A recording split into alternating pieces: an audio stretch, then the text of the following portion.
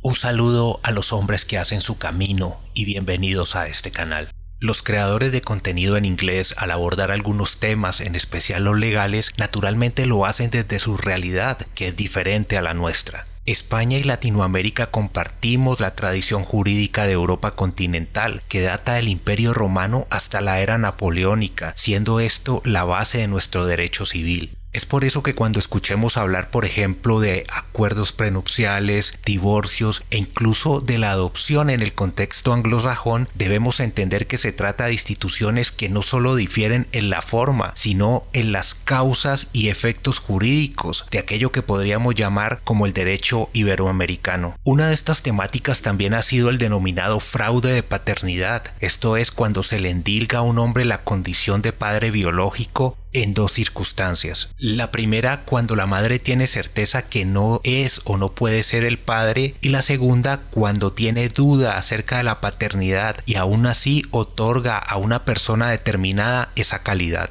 Se estarán preguntando, y con razón, que si en todo el mundo hay mujeres que mienten sobre quién es el padre de sus hijos, ¿por qué habría de ser distinto el tratamiento que deba dárseles? Lo que sucede es que la diferencia no radica en la acción, sino en la trascendencia que nuestras legislaciones le otorgan. Esto por cuanto la palabra fraude implica la comisión de una conducta contraria a la ley, y es aquí donde la cosa empieza a complicarse. Debe ser castigada con una pena grave. Para decirlo en términos más simples, es un delito, y como tal debería estar señalado en una ley donde se explique claramente en qué consiste y la sanción correspondiente. Algo que obviamente no está arreglado en nuestras legislaciones, llámese civil, cuyo castigo tendría que ver con la indemnización patrimonial del daño, y mucho menos en la penal, donde la consecuencia más grave sería la pérdida de la libertad. Esto puede excusarse bajo la idea de la protección de los derechos de los niños, ya que si la madre es condenada se generaría una situación de desamparo respecto del hijo, dado que no podría atenderlo y cuidarlo, sea por la falta de recursos económicos o por estar privada de la libertad.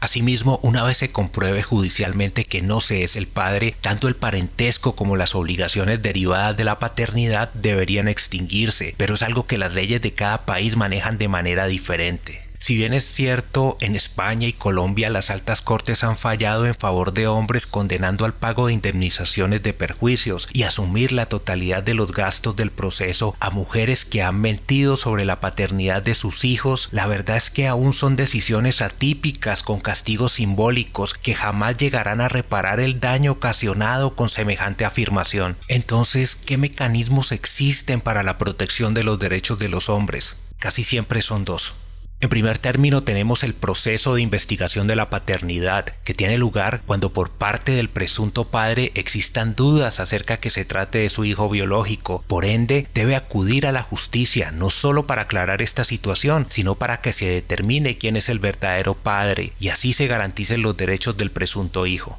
Por otra parte está el proceso de impugnación de la paternidad, que a grandes rasgos consiste en probar que no se es el padre. Y es aquí donde debemos hacer una claridad sobre un aspecto que suele abordarse de una manera equivocada y hasta irresponsable, y es que si bien las pruebas técnico-científicas, como por ejemplo los exámenes de ADN, suelen ser los más confiables, no son las únicas pruebas que pueden desvirtuar la paternidad. Es por eso que no se puede depender solamente de la prueba de ADN, en especial cuando la paternidad ya ha sido declarada judicialmente, ya que incluso hay países en donde su práctica está prohibida a menos que medie la orden de un juez. Lo que no deja de ser cuestionable, pues una cosa es que la práctica y los resultados de dichas pruebas no sean admitidas en un proceso, y otra, muy distinta, restringir el derecho de las personas a saber la verdad, así ésta no tenga valor en términos jurídicos, llegando a extremos como el que se pretendía implantar en Francia, en donde se ha planteado la posibilidad de imponer sanciones policivas, así como otras medidas coercitivas a los hombres que realicen este tipo de exámenes.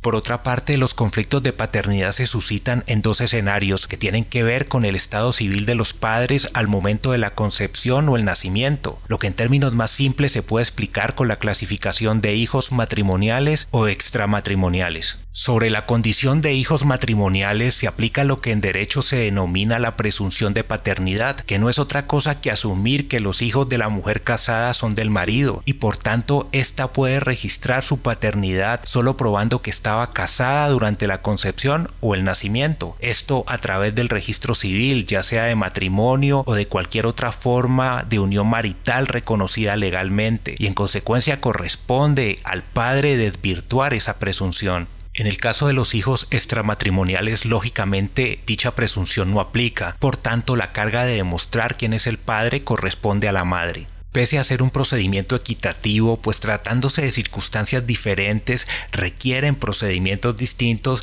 desde hace un tiempo se busca romper con este axioma. En Colombia están cerca de conseguirlo con el proyecto de ley 44 de 2018, por medio del cual se pretende invertir la carga de la prueba, es decir, que desde ahora no sea la madre la que tenga que demostrar la paternidad del hijo, sino que sea el presunto padre quien deba desvirtuarla o confirmarla en los casos de los hijos extramatrimoniales. Para ello solo bastaría con la afirmación de la madre ante notario acerca de quién es el padre, vinculándolo desde lo jurídico con todas sus obligaciones. Si el padre considera que la madre miente y el menor registrado no es su hijo, tendría que probarlo, para lo cual dispondría de un plazo de 30 días. Es preocupante no solo porque se crea una nueva presunción de paternidad en donde el padre es el que la mujer diga, también impone la carga de probar en un término por demás corto, sobre el cual, como es de esperar, no se establecen sanciones para la madre en caso que se compruebe que se trata de una afirmación mentirosa.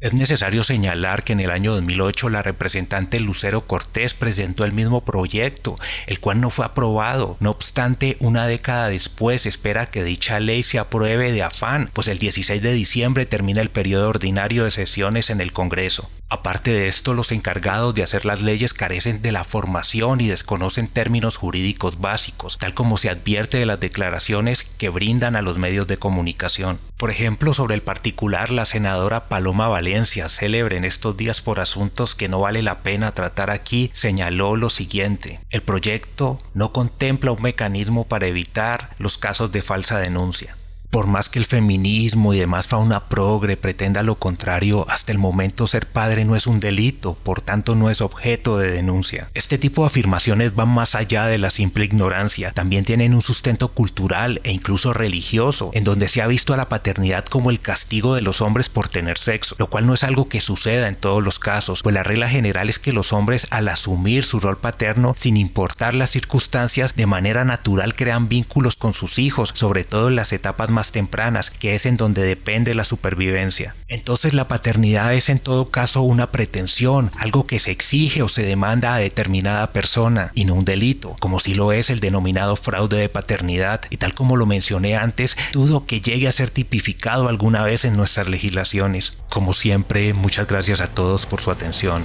Soy Alex Darden, que tengan un buen día.